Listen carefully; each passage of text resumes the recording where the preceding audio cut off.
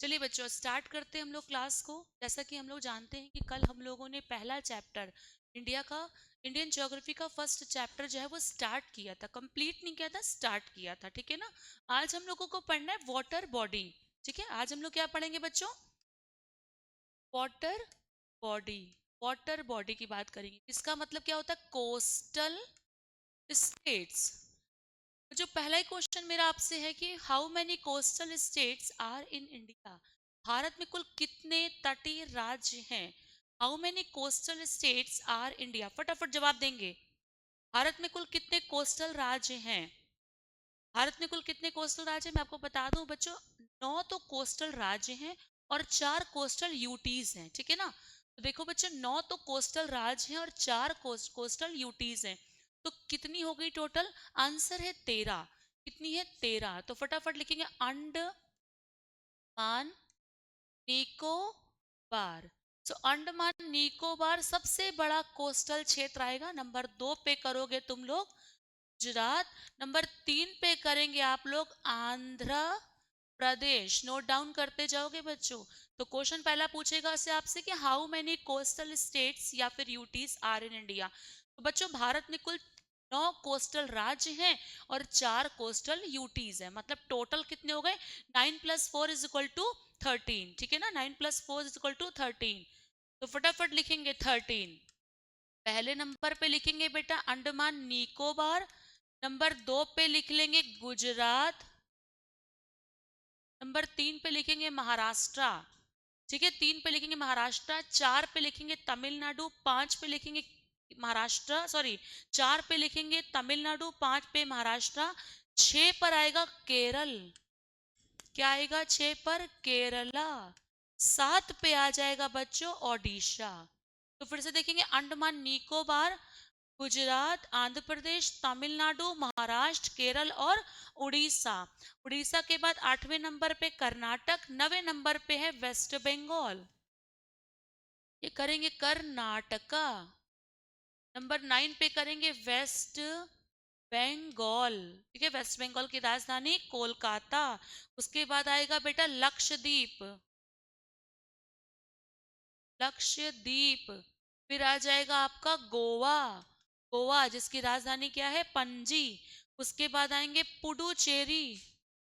पुडुचेरी ये हमें फ्रांसीसियों ने दिया था। दिया क्या था? हमने उनसे लिया था। दमन एंड दीव। याद रखिएगा बच्चों। तो देश का सबसे छोटा जो कोस्टल यूनियन टेरिटरी है वो दमन एंड दीव। देश का सबसे बड़ा यूनियन टेरिटरी हमको कोस्टल दिखेगा तो आंसर हो जाएगा अंडमान निकोबार। ठीक है, देश का सबसे बड़ा कोस्टल स्टेट कौन सा है? तो आंसर है गुजरात।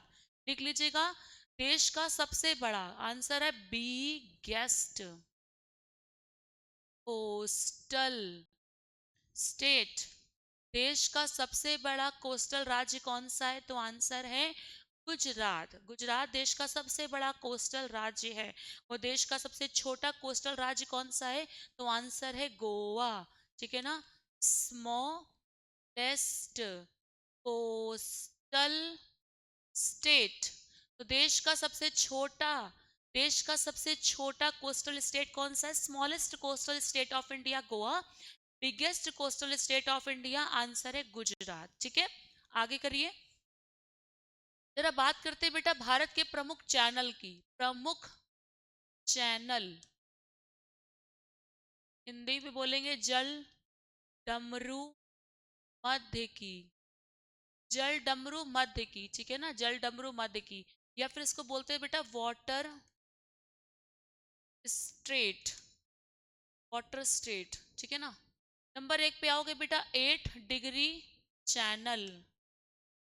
नंबर 2 पे आएंगे बच्चों 9 डिग्री चैनल। नंबर 3 पे आओगे बेटा 10 डिग्री चैनल। फटाफट इनको लिखते चलिएगा। नंबर 4 पे लिखोगे पाक जल डमरू। पाक जल डमरू मध्य बोलते हैं इसको, या फिर इसको गल्फ ऑफ मन्नार भी बोल देते हैं बच्चों। मन्नार की खाड़ी कहाँ कहाँ पर है आपको ये बताना है कि कहाँ कहाँ किसके किसके बीच में। फटाफट नोट डाउन करेंगे। प्रमुख चैनल भारत के, भारत के प्रमुख चैनल लिखेंगे जल्दी से। इसमें एक आएगा Great Channel, Duncan Duncan pass, Coco Strait, तो लिखेंगे ग्रेट चैनल। नंबर 6 पे करोगे डंकन पास, और फिर 7 पे करोगे कोको स्ट्रेट, कोको स्ट्रेट। जल्दी से लिखेंगे बेटा। अभी हम बात करने जा रहे हैं आपसे 8 डिग्री चैनल की। 8 डिग्री चैनल की कहाँ मिलेगा हमको 8 डिग्री चैनल?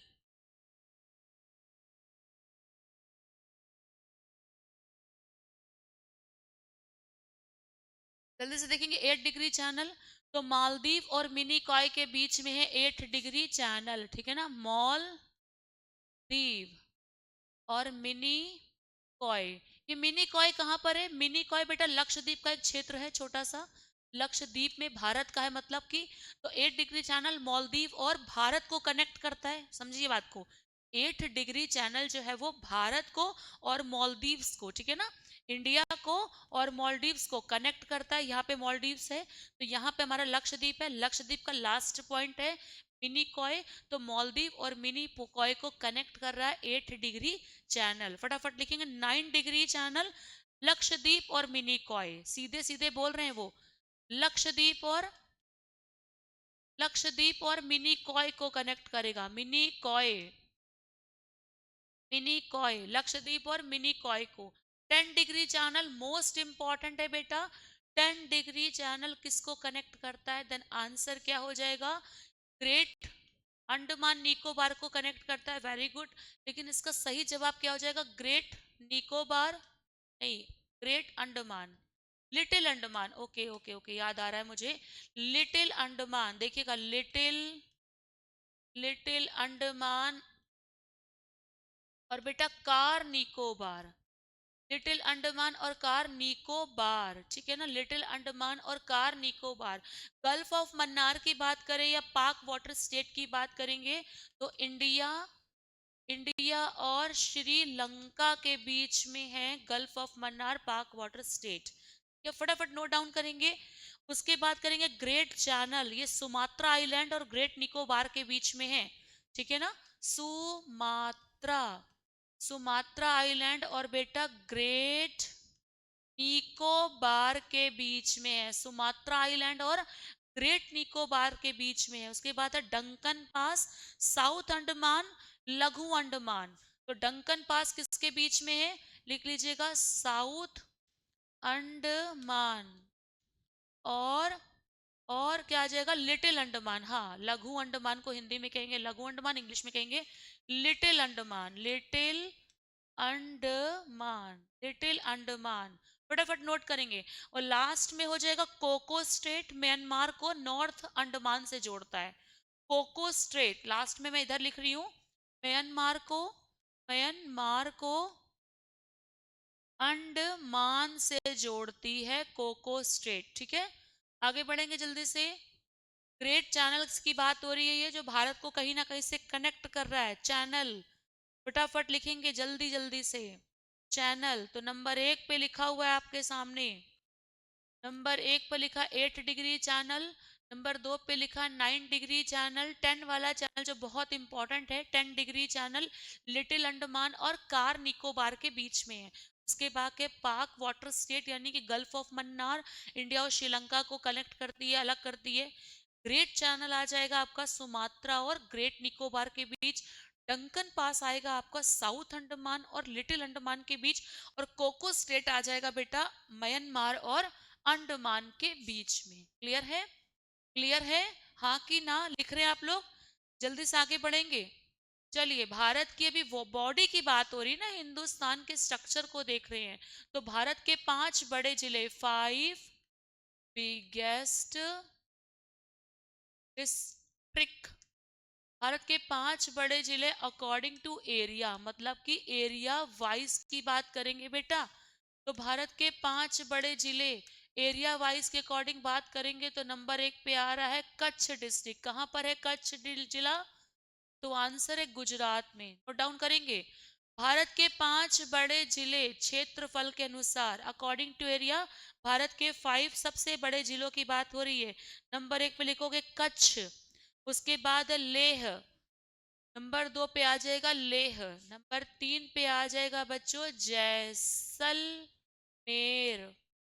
लेह मिलेगा आप लोगों को लद्दाख में, और जैसलमेर मिलेगा आप लोगों को बेटा राजस्थान में। राजस्थान के साथ एक बात हम आपको और जोड़ के बता दें कि राजस्थान देश का सबसे बड़ा स्टेट है। अकॉर्डिंग टू एरिया राजस्थान देश का सबसे बड़ा स्टेट है। नंबर 4 पे आएगा बीकानेर, नंबर 5 पे आएगा बाड़मेर। ठीक है ना, यहाँ पे लिखोगे बीकानेर, बीकानेर, और नंबर 5 पे आएगा बाड़मेर। बीकानेर की भुजिया फेमस है या बीकानेर की नमकीन फेमस है? याद आ रहा है किसी को? तो बच्चों बीकानेर की भुजिया फेमस है, क्योंकि नमकीन तो फर्रुखाबाद की फेमस है।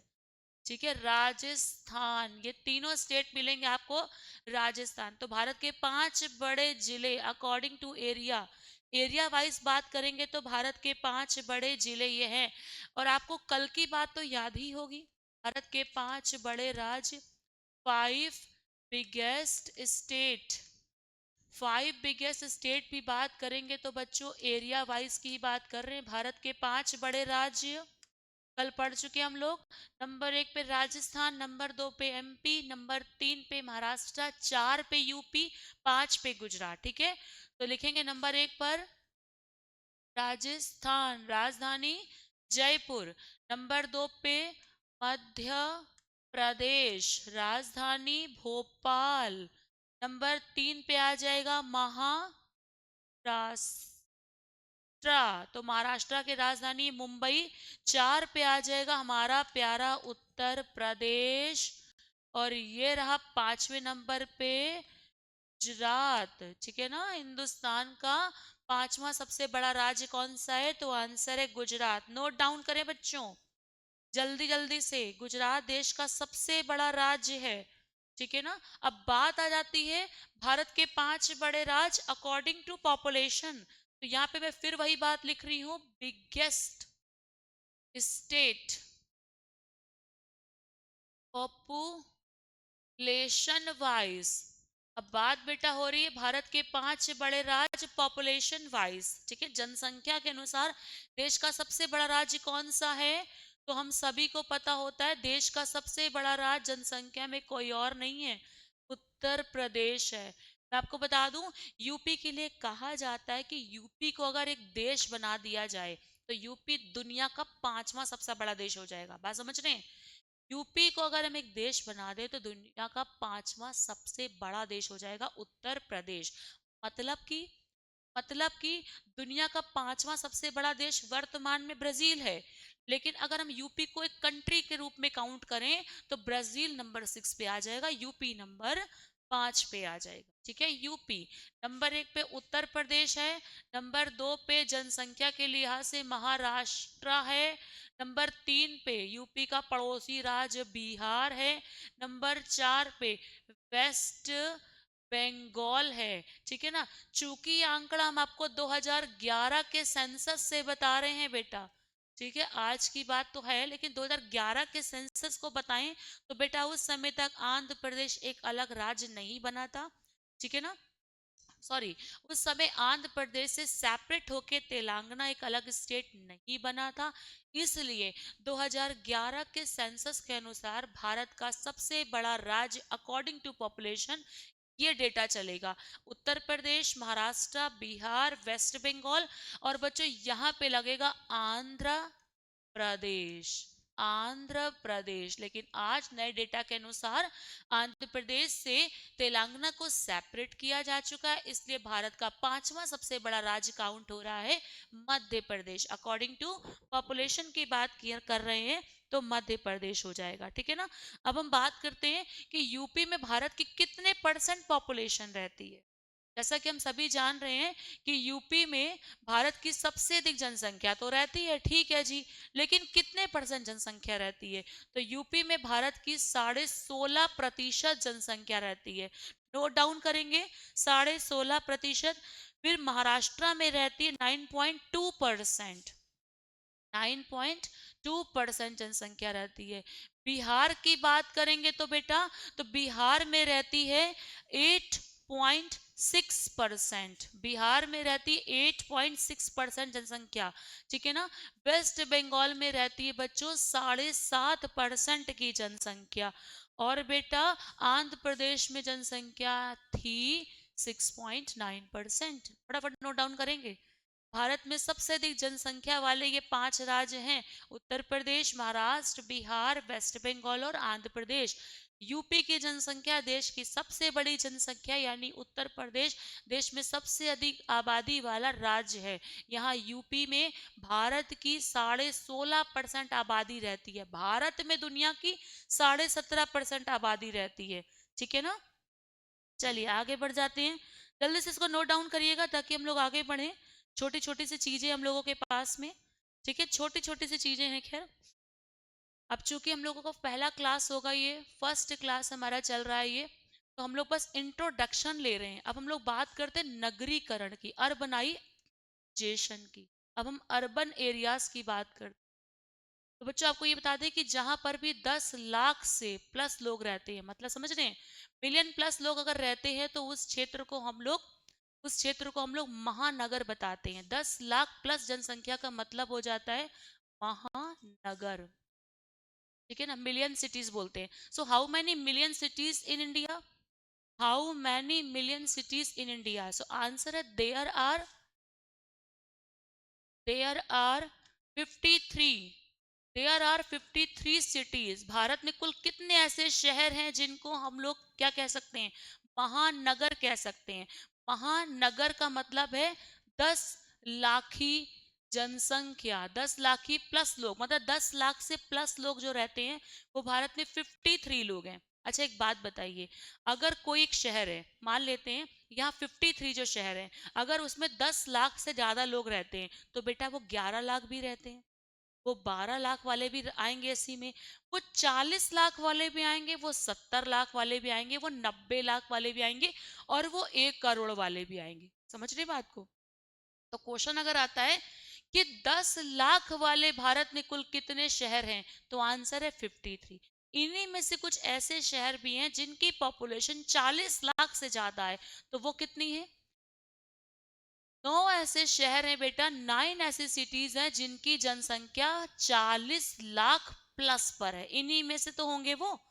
अब इनमें से 9 में से यानी 9 शहरों में से ऐसे 3 शहर हैं जिनकी पॉपुलेशन 1 करोड़ से ज्यादा है। कितने सिटीज हैं? 3 सिटी हैं ऐसे, बात समझिएगा। 3 ऐसे सिटी है जिनकी पॉपुलेशन 1 करोड़ से भी क्या है? ज्यादा है। फटाफट लिखिएगा, जिनकी पॉपुलेशन 1 करोड़ से भी ज्यादा है। तो वो शहर यहाँ पे लिख देते हैं हम आपको। 1 करोड़ से अधिक जनसंख्या वाले शहरों में टॉप पर आएगा मुंबई, नंबर 2 पे आएगा दिल्ली और नंबर 3 पे बेटा आएगा कोलकाता, कलकत्ता, ठीक है ना। ये वो शहर हैं बेटा जिनकी पॉपुलेशन 1 करोड़ से ज्यादा है। और बच्चों इन्हीं को हम लोग कहते हैं मेगा सिटी। क्या कहेंगे बच्चों? मेगा सिटी, लिख लीजिएगा। So how many mega city in India? तो there are 3 mega city in India, Mumbai, Delhi और कोलकाता, ठीक है। मुंबई, दिल्ली और कोलकाता, इन्हें मेगा सिटी कहते हैं। भारत में कुल 3 मेगा सिटी हैं। कितने मेगा सिटी हैं? तो भारत में कुल 3 मेगा सिटी हैं।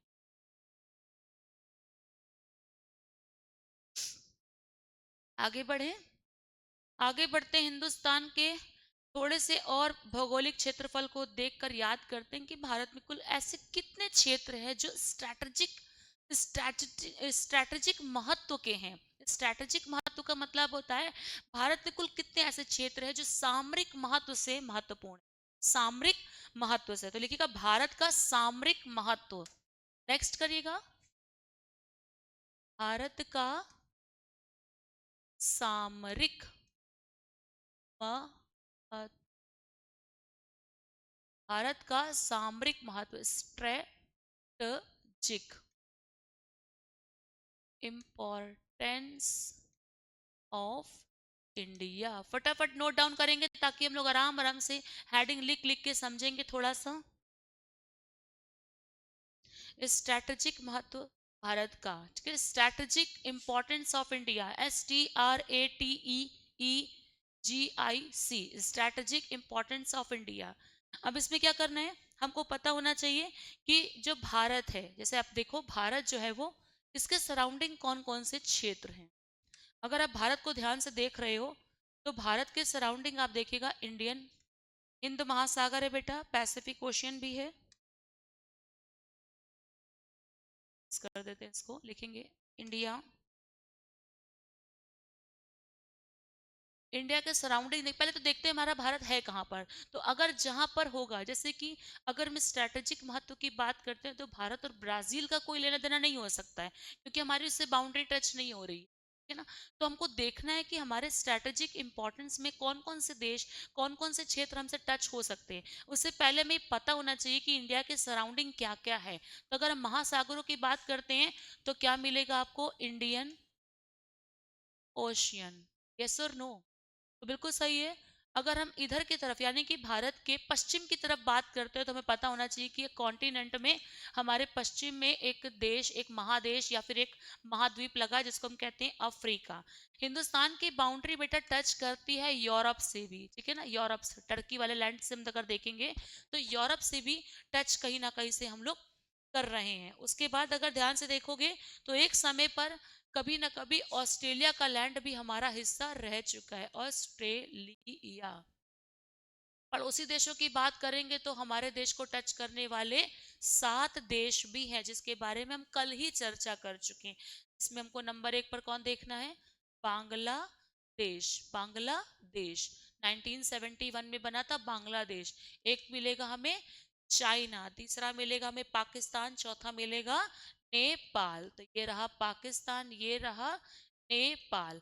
पांचवा मिलेगा हमें म्यांमार, छठा मिलेगा बेटा हमें भूटान, और सातवां मिलेगा हमें अफगानिस्तान।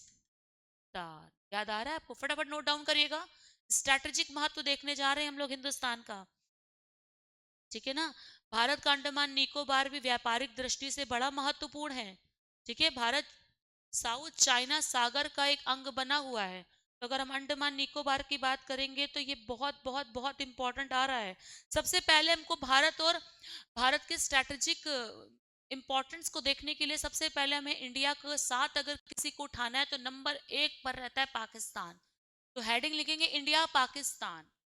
चलिए आएंगे, हेडिंग लिखोगे बच्चा इंडिया पाकिस्तान, भारत और पाकिस्तान को लिखेंगे।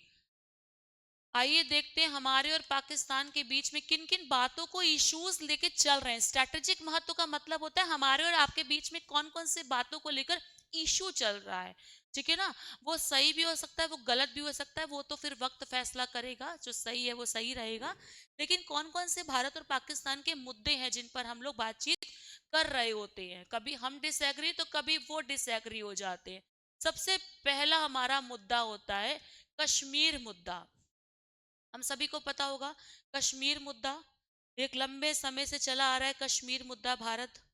नंबर 2 पे आएगा बेटा Sindhu river water dispute treaty. याद आ रहा है किसी को, Indus, Sindhu river, Indus river नदी जल, हाँ तो Indus river water dispute treaty 1960, 1960 में सिंधु नदी को लेकर जो समझौता हुआ था और भारत ने इस पे हामी भरी थी कि हाँ जी, हम मतलब हम भारत जो है वो कह रहा है कि सिंधु और उसकी जितनी भी ट्रिब्यूटरीज हैं जो इंडिया के रास्ते से पाकिस्तान जाती हैं, वो सारे ट्रिब्यूटरीज को मिलाकर हम बात कर रहे हैं।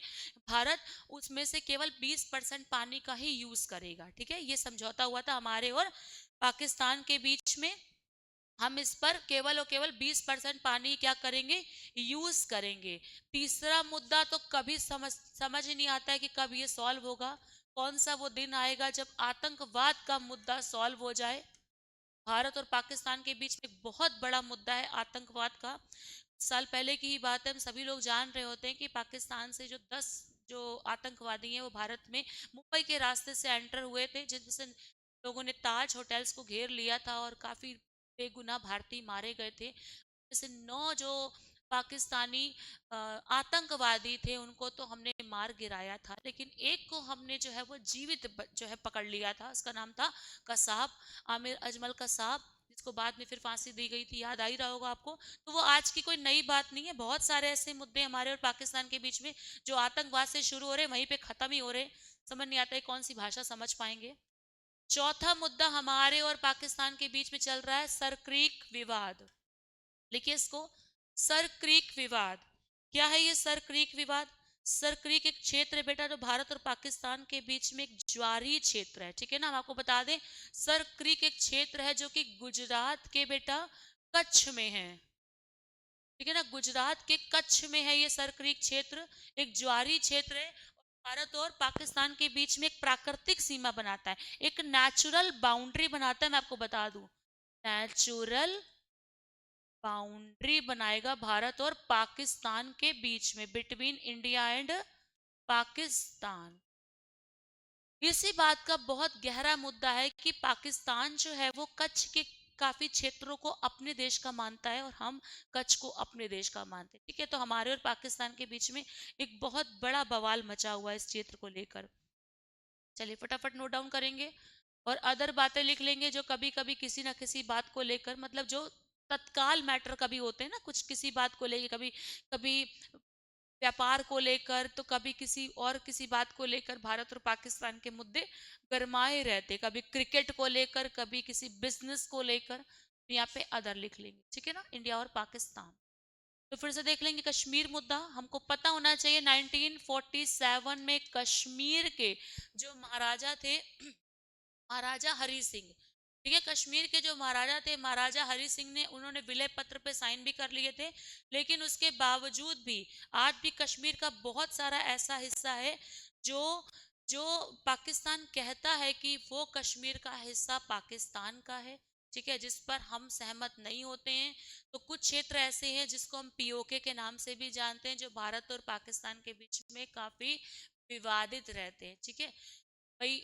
कश्मीर मुद्दे पर हमें ये देखना है। इंडस रिवर को लेकर अगर हम बात करें बेटा, तो झेलम नदी है, रावी नदी है, व्यास नदी है, और चिनाब रिवर है, सतलुज रिवर है, खुद इंडस नदी है, ठीक है। तो इन नदियों को लेकर बहुत सारे ऐसे समझौते होते रहते हैं।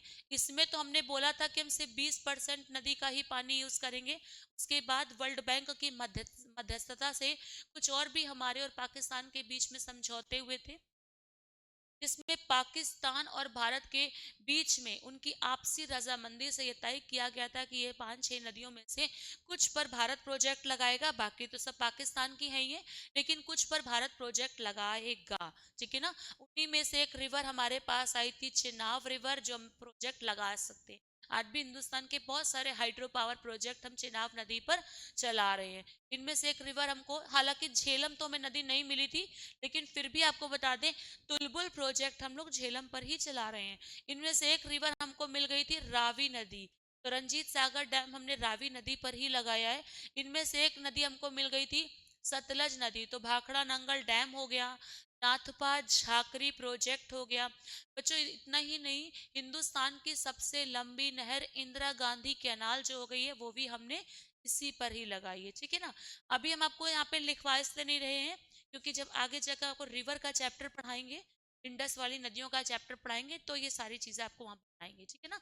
यहाँ पे सिर्फ एक ग्लांस, एक झलक आपको दिखाई जा रही है कि हिंदुस्तान और पाकिस्तान के बीच में कितने मुद्दे हैं, स्ट्रैटेजिक कितने मुद्दे हैं। और सिर्फ ये हिंदुस्तान और पाकिस्तान के बीच ही स्ट्रैटेजिक मुद्दे नहीं है, हिंदुस्तान और चाइना के बीच में भी है, हिंदुस्तान और बांग्लादेश के बीच में भी है, बहुत सारे और भी कंट्रीज के बीच में हमारे ऐसे स्ट्रैटेजिक मुद्दे चल रहे हैं, ठीक है ना बेटा। चलिए फटाफट इनको नोट डाउन करिए, हम लोग आगे बढ़ेंगे, फिर जल्दी से नोट करते रहेंगे बेटा। अभी हम लोग भारत और चीन के मुद्दों को देखेंगे। चीन पाकिस्तान आर्थिक गलियारा, इसको लेकर भी हमारे बहुत सारे इश्यूज चल रहे हैं। तो भारत और चाइना को लेकर देख लेते हैं अभी। सियाचिन ग्लेशियर को लेकर भी बहुत विवाद चलता रहता है। चलिए आइए बच्चा, यहाँ पे लिखेंगे इंडिया, चाइना, या लिखेंगे चीन, पाक आर्थिक गलियारा। फटाफट लिखेंगे, आर्थिक का मतलब होता है इकोनॉमिक, ठीक है ना।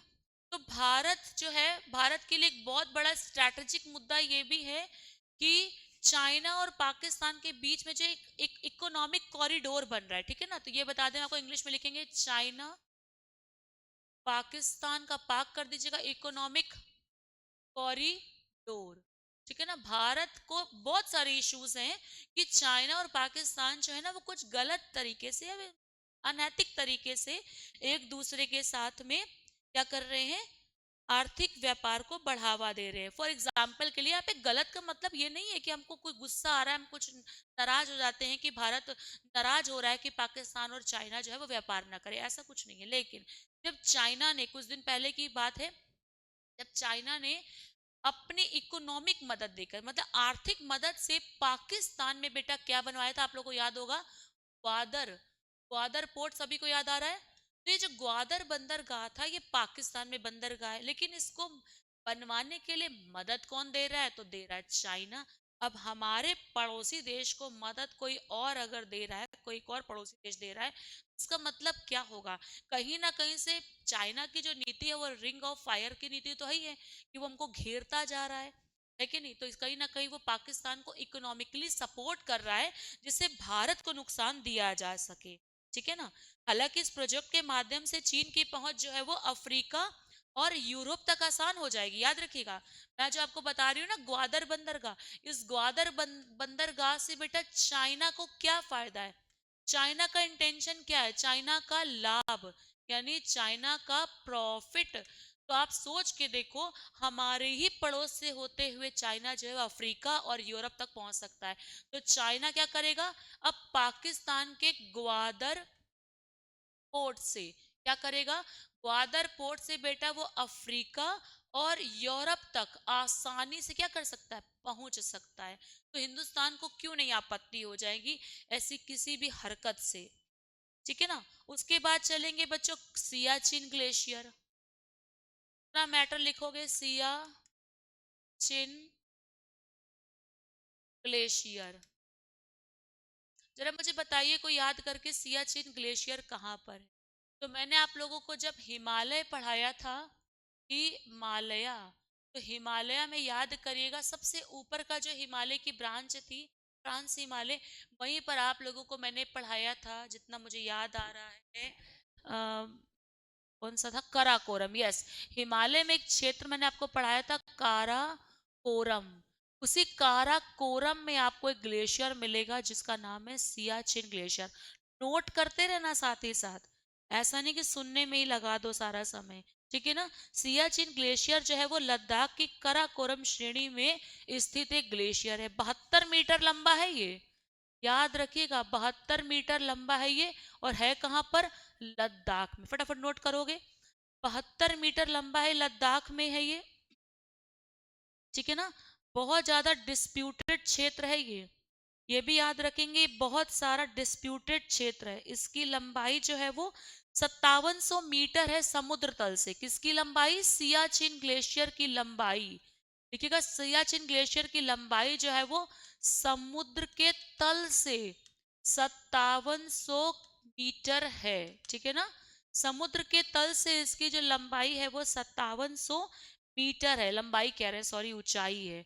तो समुद्र के तल से इसकी जो ऊंचाई है वो 5700 मीटर है। फिर बता दें आपको, ये एक विवादित क्षेत्र है, डिस्प्यूटेड प्लेस है बेटा, ये विवादित क्षेत्र है ये, इंडिया और चाइना के बीच का, ठीक है। तो भारत और चीन के बीच का एक विवादित क्षेत्र है, कौन सा क्षेत्र, सियाचिन ग्लेशियर। इसको लेके बहुत सारे इश्यूज हैं, चाइना को भी और हमें भी, ठीक है ना। नदी को लेकर भी यहाँ पे बहुत सारे इश्यूज चल रहे होते हैं। तीसरा हम आपको बता दें, भारत और चाइना के बीच में जो इश्यू का कारण है वो क्या है बेटा, वो है ब्रह्मपुत्र रिवर, ठीक है बच्चों। खुल के तो नहीं, लेकिन बहुत सारे ऐसे इसमें प्रोजेक्ट चाइना बनाता है जिससे इंडिया को काफी ऐतराज रहता है। लास्ट ईयर की या कुछ बीते कुछ सालों पहले की बात है कि चाइना जो है वो ब्रह्मपुत्र नदी पर बहुत सारे डैम बना रहा है, और वो कोशिश करता है कि इन डैम के माध्यम से हम हिंदुस्तान में जो ब्रह्मपुत्र का पानी फ्लो कर रहा है, जो जा रहा है, उसको रोक सकें, ठीक है ना। तो बहुत सारे डैम है, मुझे एक का नाम भी याद आ रहा है, झांगमू बैंड याद आ रहा है मुझे, तो झांगमू डैम मुझे एक याद आ रहा है। और अगर मैं गलत नहीं हूं तो एक जैम डैम भी याद आ रहा है मुझे। शायद ऐसा कोई डैम था जिसको लेके भारत काफी आपत्ति जताता रहता है कि चाइना जो है वो इस नदी के पानी का मिसयूज करता है। क्यों करता है? हालांकि ये नदी डायरेक्टली तो चाइना नहीं जाती है, लेकिन ये जो ब्रह्मपुत्र नदी है ना, वो तिब्बत से जाती है। और तिब्बत जो है वो चाइना का अभिन्न अंग हो गया है। और ऐसा हमारा चाइना के बीच में एक ट्रिटी हुई थी, जिसमें हमने खुद कहा था कि ठीक है, हम तिब्बत को अब आज से चाइना का हिस्सा दिखाएंगे, ठीक है ना। और भी बहुत सारे इश्यूज हैं। 1954 में ना भारत और चाइना के बीच में एक संधि हुई थी, दैट वाज अ पंचशील समझौता। ठीक है, एक और बता देते हैं आप लोगों को यहाँ पे। इन 1954 पंचशील ट्रिटी, ठीक है ना, पंचशील समझौता हुआ था भारत और चाइना के बीच में। पंचशील के नाम से ही आपको समझ में आ रहा होगा कि 5 समझौते हुए थे भारत और चाइना के बीच में, जिसमें चाइना ने और हमने साफ साफ लिखा था, साइन करा था इसके ऊपर कि हम दोनों एक दूसरे के ऊपर अतिक्रमण नहीं करेंगे, हम दोनों एक दूसरे की बाउंड्री लाइन का सम्मान करेंगे। नो फर्स्ट वॉर की नीति अपनाई थी कि कोई भी पहली बार वॉर एक दूसरे पर नहीं करेगा। सब कुछ होने के बावजूद भी हम सभी जानते हैं कि 1962 में चाइना ने भारत के ऊपर क्या करा था? अटैक करा था। China attack on India. ठीक है, तो चाइना की इन हरकतों को भी भूला नहीं जा सकता है। ठीक है, तो बच्चों आज हम लोगों ने देखते हैं क्या क्या पढ़ लिया है।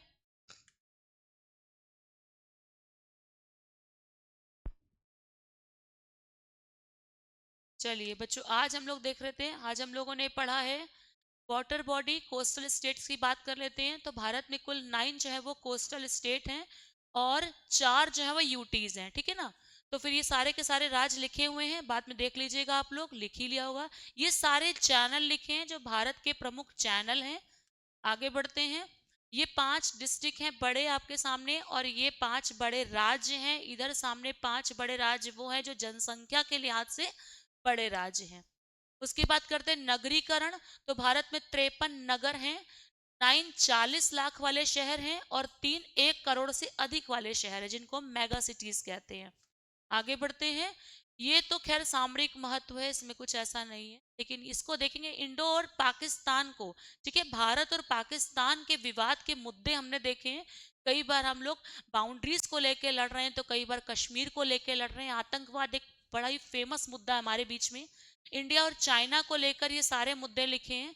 ठीक है, तो बच्चों आज के लिए इतना काफी रहेगा। नेक्स्ट क्लास में हम लोग मिलते हैं, कल हम लोग मिलते हैं, और अगली क्लास में हम लोग इंडिया के इन्हीं टॉपिक सब पार्ट्स को आगे पढ़ाएंगे। तब तक के लिए जय हिंद क्लास।